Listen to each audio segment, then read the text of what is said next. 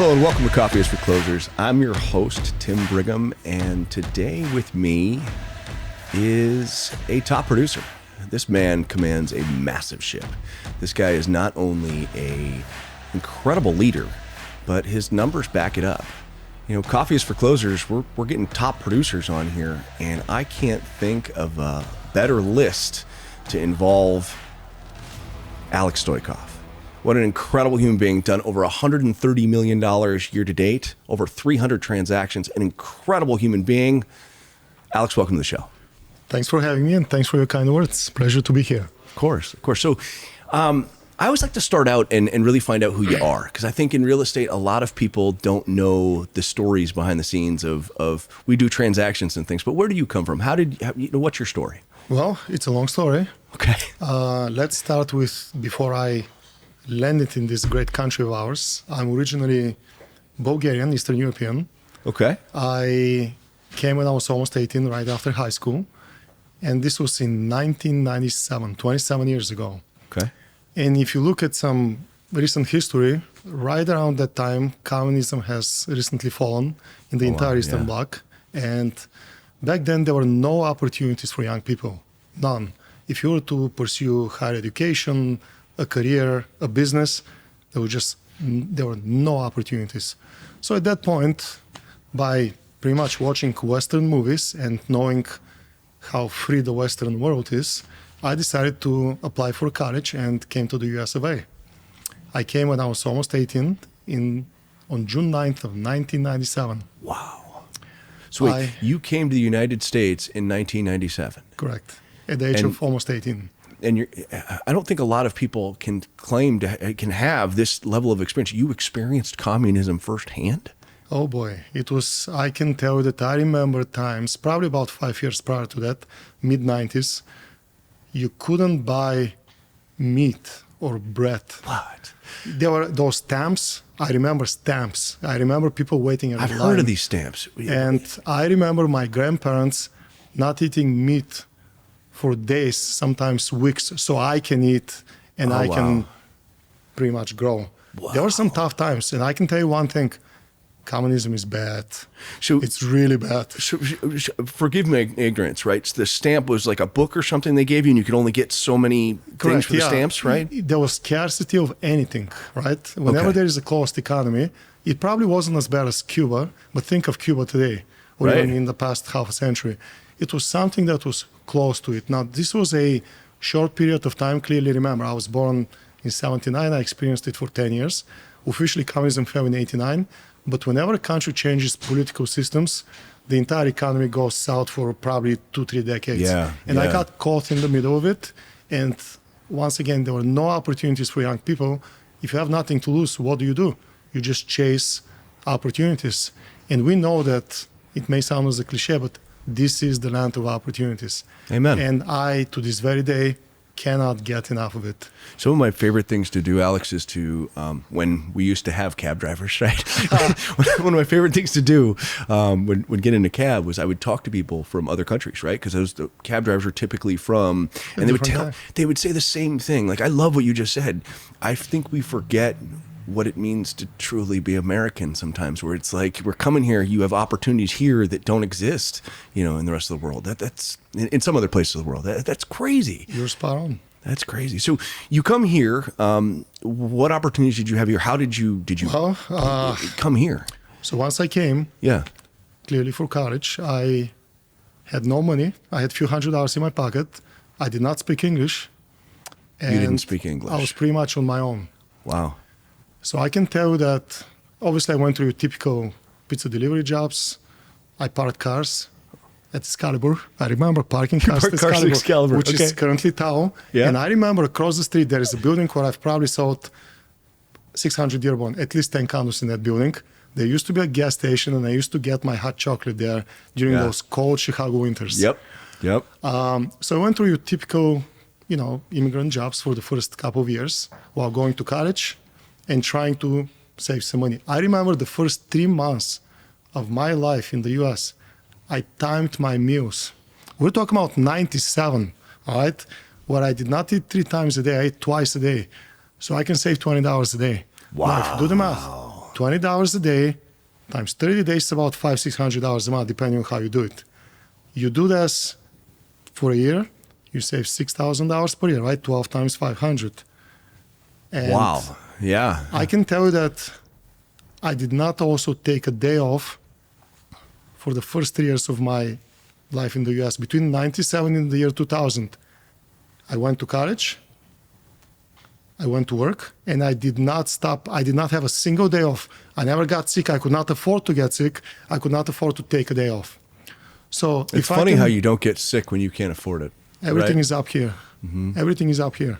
I grew up this way, right? It's when you don't come from a place where it's an option, you find a way, and you work sick. You do what you need to do, right? Survival. I mean, I can tell you that I did not taste a steak or beef for about probably 2-3 years, between 97 and 99. Kid you not. Wow, that's crazy. Because I chose not to afford it. I could have picked the way I was spending my money, but to me it was about a much bigger picture, and these were the seeds that I was piling up for the much bigger picture. Real grit, real dedication. So that's amazing, and it's incredible because you learned this work ethic. It seems like a real dedication, a real system, and I love how you said you timed your meals.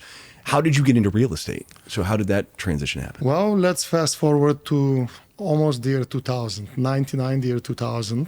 As you heard, I had saved, for 3 years I've been saving. I had saved $18,000. Now, back then in the year 2000, there were no mobile phones, no apps, no mobile deposits.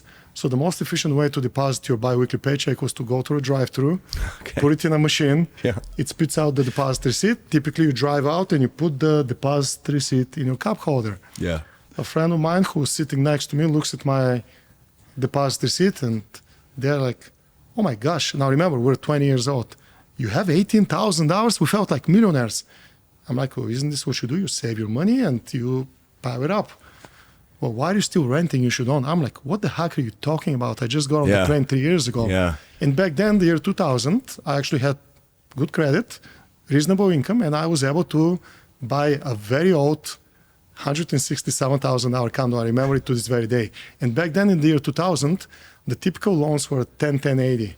I did a 10% down payment, 10% as an equity line of credit, and an 80% as a main mortgage. And I can tell you my rate was about 7.5 points, something very similar to what it is today. Mm-hmm. Well, once I purchased the condo, it was old, it had to be rehabbed. And I had just spent all my money. Remember, I'm 20 years old. There's no YouTube to watch any videos. So how do you get the money or gain the knowledge to fix a condo? Well, I still had good credit. I was able to get 0 APR credit cards, including a credit card from Home Depot. And they had, if you purchased your materials from Home Depot, they would give you the opportunity to go to this Wednesday and Sunday classes. They would show you how to install tile and click the pergo floors. I remember this very well. Now remember, I was a finance and accounting major in college, not a trade, right? Right. And I would go to those classes. I would buy the materials on 0 IPR. And then remember, I still had to go to school, go to work. Yeah. Remember, I'm 20 years old. I go out on dates. Yeah. When I'm done with the date, I would at 12 midnight go and start fixing the condo with a friend of mine over, basically buying beer, right? We were able to fix the condo in a matter of 3 months. And this was the year 2000, 2001, the market was good. Yeah. I was able to sell the condo. And I remember after I sold it, after all closing costs, I walked away with 3 times my down payment. So I just had tripled my money after I paid all the credit cards and the mortgage. I tripled my down payment in a matter of 3 months. Yeah. Now remember, I'm 21 years old at that point. I felt like I got millions. And I'm like, wait a second, is this a pattern or that's one-off? Let's do it again. What do I have to lose? I did it 2 more times that year. And at that point, once I looked at these closing statements, I realized that there is an opportunity where I can help myself out. So I was already hooked on real estate for my own, for the lack of a better term, selfish reasons.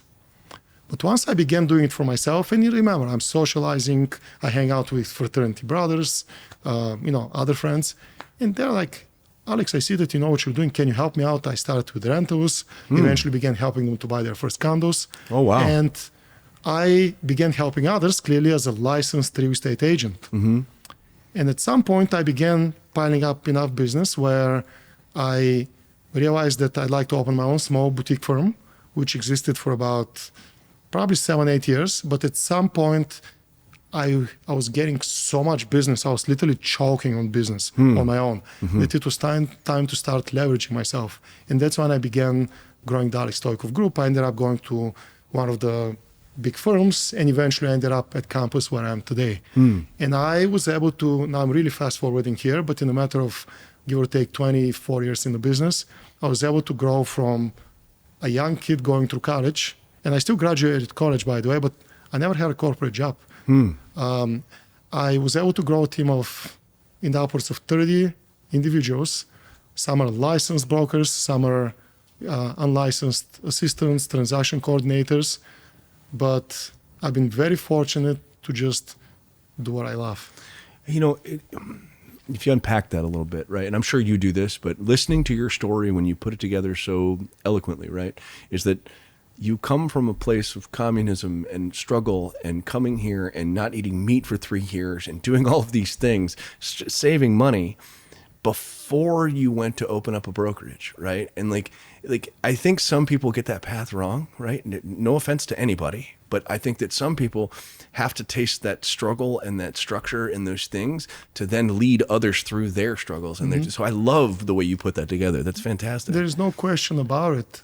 This is the land of opportunity and nothing should ever be taken for granted. Amen. There are times when I'm sitting at a team meeting with some of my junior brokers and, you know, typical human beings, humans always like to complain about the state of the economy or the cycle of the market or interest rates or the political environment sometimes, right? No, you can't control what's around you. What you can control is what you do. And in any market, upward market, downward market, there are always opportunities. I grew my business around the 2008, 9, 10, 11 financial crisis. I exploded in 2013 and I was positioned. And again, same thing with the pandemic. When the pandemic hit, you know, the first 2 weeks were kind of a limbo, what's going to happen. Yep. And then everyone, not just myself, began realizing, wait a second, I got to stay home. I need to upgrade homes. I need more square footage, yards, duplexes versus simplexes, more bedrooms, kids are at home, etc. And that was another opportunity. I can tell you that in my opinion, and I'm sure I'm not the only one to say this, is in any environment, there are opportunities, and it's up to the individual and the state of mind on how far you want to push it. Yeah. I think we were talking before we backstage. You were talking about positivity and staying, positive in a market. I love what you just said. Is that it doesn't matter of interest rates. It doesn't matter what's going on politically. None of that. People like you stay consistently producing, and I think a lot of people come up with excuses because it's a difficult market, right? It's a this, it's a that, and that's why I'm not doing well. What would you say to them? What I would say is, and this is I can't remember, was it Harvard or one of the big universities? There was a study done over a course of decades, and they were basically following business successful professionals, entrepreneurs, etc. The biggest quality that one can have in order to succeed in life in general, and not just professionally, is not just hard work, even though that's important. It's not just education or professional credentials. And these are important, don't get me wrong. You know what it is? Optimism. Optimism. The way you approach anything in life, it could be a relationship, a friendship, a career, anything. If you approach it with optimism, you will succeed in life. You will succeed in that particular deal. I frequently do transactions with sometimes difficult individuals on the other side. And when they see this optimism, they would come up with whatever issue. Okay. No one likes excuses why the issue is there, right. But everyone likes a solution. And if you approach it in a positive manner and you're optimistic about it, you may have to find that solution in a different box, not just out of the box, but create another box. But there is always a solution. And that's what propels any business and any success. It's so wild, right? You get into this industry and it changes your life because you learn these things through all the stuff that we do daily, right? It starts to change you as a human being. Alex, you've got a beautiful family, right? You're a father. I teach stuff to my kids all the time. They probably roll their eyes and go, okay, yeah, whatever, Dad. But I say this all the time. I go, there are no such thing as problems. They're just solutions we haven't figured out yet, right? And anytime you encounter a problem or a miniature failure, you don't succeed in something you tried, that's a learning curve. That's an opportunity to learn and become better. I mean, I've made mistakes, and I'm counting my blessings that I was in that position because I've learned from this, and that's how you evolve and just break through. So talk about your mistakes. Like how do you handle it when a mistake is made? What do you do with your team or yourself? How do you internalize mistakes? Well, I would like to give you an answer by giving an example that I recently saw on social media. Okay. Anytime Elon Musk, there is a video circulating on social media where he's on a plane with his executives and they're discussing some issue with Tesla that it would take 6 months of planning to find a solution. He says, no, turn the plane around. Let's go to the Gigafactory. In 24 hours, they found a solution. Yeah. So whenever I hear an issue, the biggest value that I bring to my team, to my brokers, and my clients, is not, once again, providing all the support and the marketing. And like we do that, that's a given. Yeah, right. But when you work with me as a client or as a broker, you own me.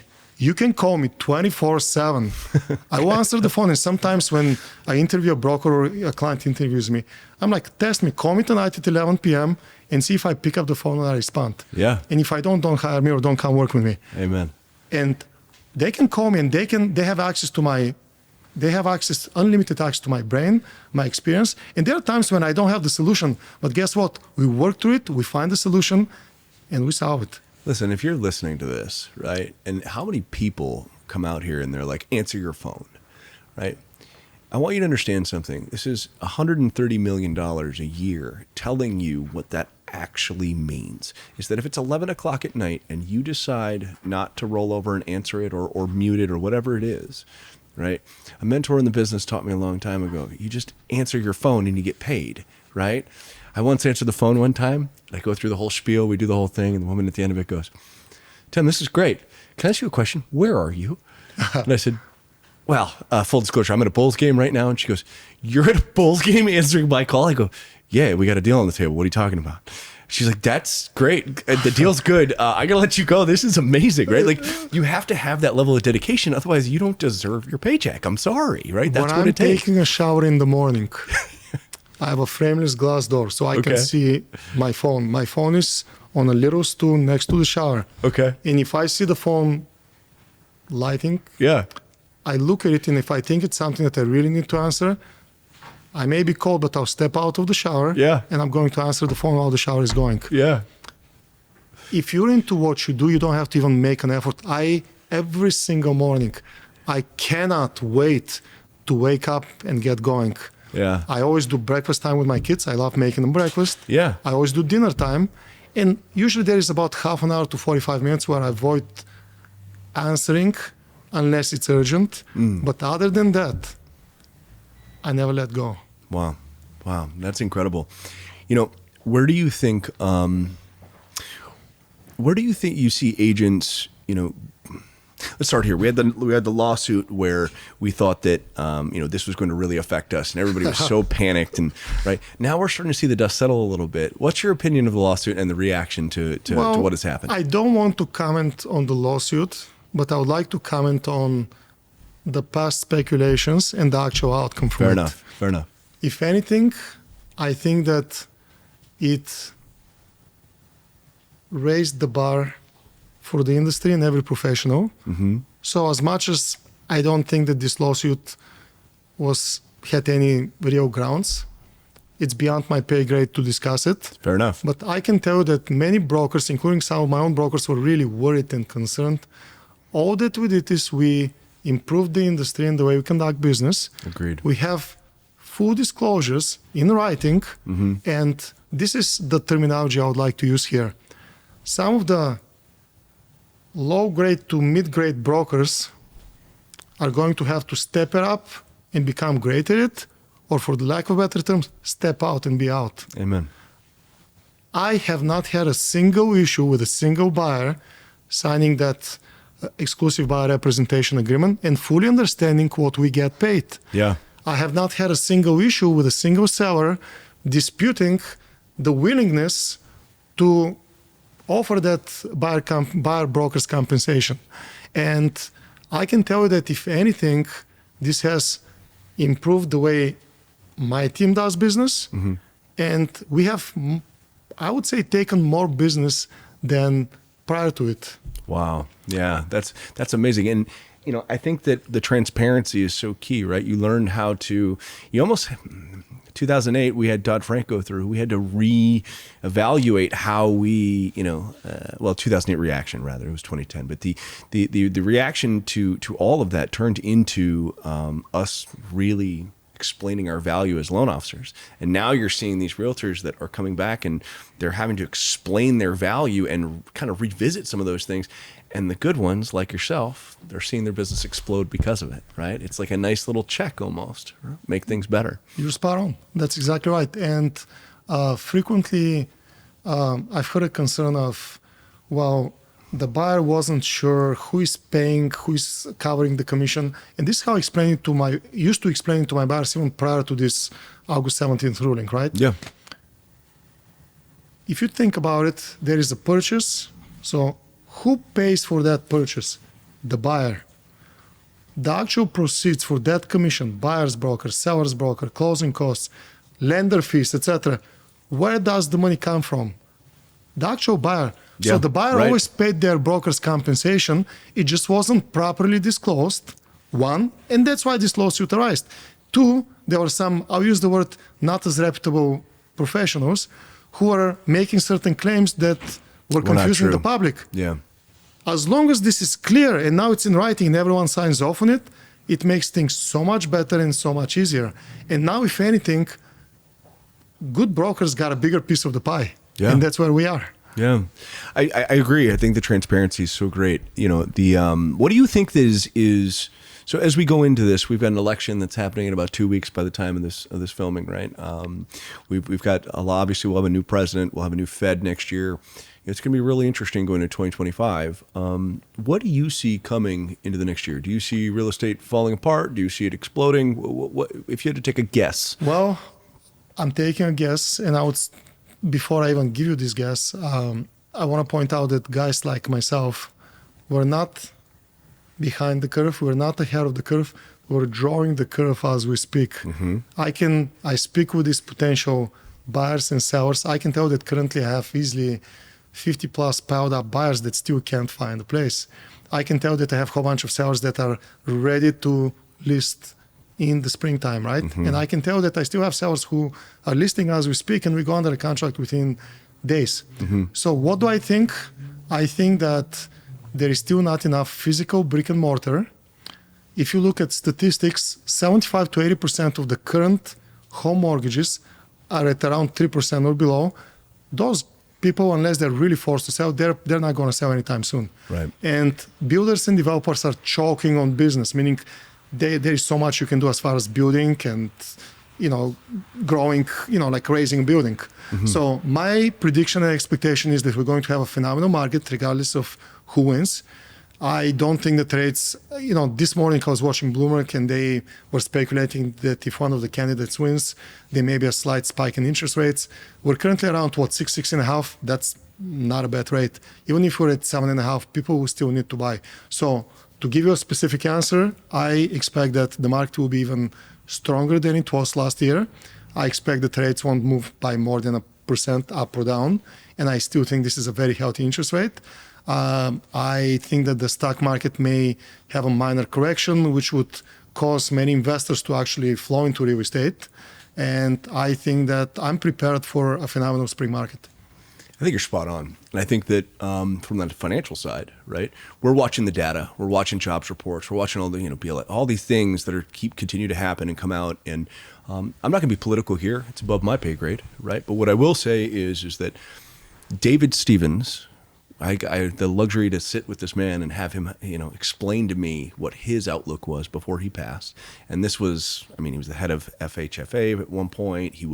This was the guy who advised Obama through the last housing crisis, right? There's all these pictures of him at his desk with Obama signing the legislation that went through.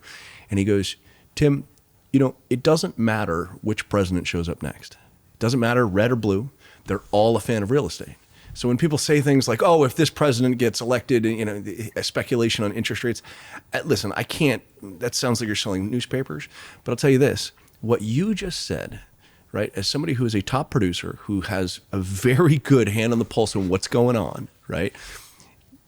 Listen, we've got demand that hasn't slowed, right? Or do we see COVID reaction? No, I don't know that we'll ever see that again. That was nuts. But we have a demand that has not stopped. When my phone stops ringing, and my phone's in my lap, it's been buzzing this entire time, Likewise, right? This hasn't stopped. It just keeps going, right? If that stops, that's where we panic. And these people, like you said, you have 50 of them waiting, right? We have plenty of people that want to buy, and it's not a cost of money issue. It's that there's no inventory. That's correct. So next spring, when you bring all your product to market, right, you will immediately have buyers, and all of a sudden, we now have, right? So it's a cyclical piece that is sometimes seasonal. Sometimes people have this thing where like, oh, I'm not going to list now, school, weather, whatever it is, right? But I think 25, we see a big pop. Completely agree. The seasonality I'm never concerned about. And what I typically say is just like the weather and the climate in Chicago kind of freezes during the winter, this also happens to the real estate market. And that kind of gives you a nice reset to position yourself. And today, in October, I'm already positioning my entire team for a ballistic spring market. Yeah, I think that if cost of money comes down, which, I mean, we'll see, but if cost of money comes down, like there's been speculation around inflation and all these things, if that starts to come down, I think we may see a mini COVID-like market. I think that a lot of people were sitting around waiting for, a crash. That didn't happen. They decided to pass on that $5,000 increase, so they walked from that house that they wanted, even though the spouse was like, we should take this. And then that same spouse watched that house go up $100,000 in value. Or more, yep. Right? And now that same spouse is looking at their other and going, we're buying this one. That's right. And so cost of money comes down, you remove all of those excuses. We just need a little bit of inventory to show up, and I couldn't agree with you more. I think the biggest challenge, I gave you my prediction, but allow me to talk about challenges. The biggest challenge in the next at least year, maybe 2 years, in real estate will be inventory. And when I say inventory, not just of existing homes, but also of new. I think the biggest solution to this challenge is new construction, which tells me that I work with a lot of developers and builders. Actually, I'm one myself. I can tell you that the ones that are able to locate lots and have the ability to quickly build high quality real estate are the ones who are really going to succeed and find a solution to that challenge. Yeah, I agree. Okay, I wanted to talk about this quickly.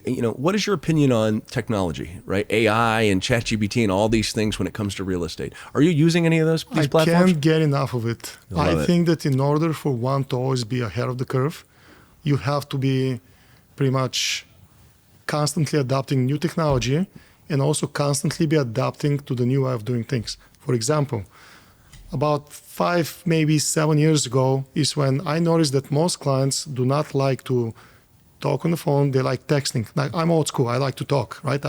If you text me, I'm going to call you, right? Yep. But I adapted where texting is a lot more adopted by, for example, the younger generation, which is the biggest demographic of clients right now. So AI, my team specifically, we're constantly deploying this technology as well. I also believe in general, whatever it is, we're going to test it. And if we see that it works to our advantage, we're after it. Alex, you had mentioned earlier that you are a real estate developer and that you, how much do you believe in real estate? Like, I know a lot of agents out there, they talk about these things, but how involved are you outside of just regular transactions? For the lack of better terms, I would say I live and breathe real estate from every possible angle. So since you'd like me to talk about it, I own quite a few buildings with quite a few rental units. And on average, once or twice per year, I would develop your typical 3 to 6 flat in mostly on the north side of Chicago, Lincoln Park, Lakeview, North Center, Lincoln Square. Wow. And frequently, when a client interacts with a broker, they would have some very specific construction-related or maintenance-related questions. I think that every broker should have at least some basic knowledge. Now, in my case, you heard my story earlier about buying and flipping units. At some point, if you can buy them and sell them for yourself and others, why not start accumulating them? So right around 2008, I remember I owned 6 properties, and that's when the market began crashing. Now, if you like them at that price, wouldn't you love them at this price? So without getting into numbers, I accumulated quite a few throughout the downturn. And then even once you figure out the management side to it and you figure out the actual rate of return and the pattern of accumulating and buying, you don't ever stop. So I can tell that it's almost like dollar cost averaging at that point, right? Like that's a very good way to put it. But yeah, sometimes you leverage your equity to buy another one. But frequently I have clients, I can tell that I have regular corporate people who have a corporate job, a family, have a mom and dad and 2 kids. After they buy their first home, they would approach me and say, hey, we'd like to invest in real estate. You can blindfold me and I can talk to you about cap rates, cost of ownership, rate of return, depreciation, maintenance, appreciation potential, tax benefits, etc. Also, when it comes to building, you can, again, blindfold me and I can tell you anything about permitting, zoning changes. Think about it. Who are we as realtors? We help people buy and sell. So if I can cover both ends, why can't I identify the opportunity, pick up the piece of dirt or the old building that I'm going to drop, design, I know what people like to buy, design with sitting next to an architect, the actual final product, then hire a general contractor, finance the deal, build the building, and sell it or rent it. I mean, I've been doing this consistently for the past decade. And again, I'm not doing it for any other reason than I just can't get enough of it. Like, if the opportunity is there, and I'm going to go back to being in the land of opportunity, in my family and on my team, we do not, it's a crime to miss an opportunity. Yeah. And as long as you do it the right way and you properly leverage yourself, the sky is the limit. One thing I was telling my driver earlier when we were coming here is, this is the kind of business that you don't ever get bored. I have not been bored for the past 25 years of my life. I love it. Never. And I can't get enough of it. Then I've been asked, are you planning on slowing down or retiring? Do I look like I want to die? Yeah. I will do real estate until I die. Maybe at some point, I'm talking about in my 80s, when my physical abilities slow down, maybe I'll sit at a desk a little longer. But other than that, can't pay me enough to go play golf or do anything else other than meeting and greeting and pressing the flash. I love the way you said that, because it's hard to articulate to your friends and family sometimes why, no, I don't want to go with you to go do X, Y, and Z. It's not that I don't want to. It's just that I've got something else that is incredible that it would be a crime to miss that opportunity, right? We have such crazy things that show up, and all of a sudden it's just a phone call and it turns into something that is, an opportunity that you could avoid that. You could walk from it, but you're going to regret that for a very long time because you have no idea what that meeting would have turned into. And how many times does a client turn into, multiple clients or multiple things or relationships or whatnot just from one phone call? Every 5 clients, I would say that client typically turns into a multi-transaction client. Mm-hmm. And I'm talking about as young as in their early 20s. I recently did a 4th deal for a client who is in his early 20s. Mm-hmm. I recently did a probably 12th deal for a client who is a seasonal investor. Even though they do have another job, they are not investors only. But once, and that's what I tell people, and specifically these clients, once you have a taste of it, you get hooked and you don't ever stop. Yeah, yeah. I think it's I love how excited you get when you talk about it, because real estate is exciting. It's not just social media. It's not just this thing. It's when you're actually creating wealth for other people, or even scaling it back. Investors are great, but reminding yourself that what we do for a living is where people put their kids to sleep. That's right. It's what school they go to. It's really important. What I tell my clients is buying, especially your home, is like meeting and basically engaging and marrying a spouse. Yeah. You're going to be in it, eat in it, raise your family in it, sleep in it. So this is as close as it gets to your spouse. Yeah. When you make that decision, it's a very important decision. And we as realtors are the first and pretty much only line of defense during that transaction. And what I tell my clients sometimes, well, why should I hire you versus someone else? Yes, I've got the experience, the team, the support, the educational credentials. Yeah, you should look into those qualities. You know why I should hire me? I've got your back.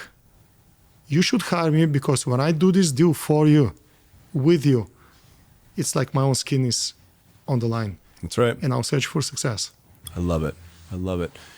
Well, it was a pleasure sitting here talking with you. I mean, so much knowledge poured out, and it's so rare that you actually get your attention because I know you're slammed, and to be able to sit and talk with you for 45 minutes is amazing. I really appreciate your time. Thank you, Alex. Pleasure being here. This was Coffee is for Closers. Have a wonderful day. Thank you.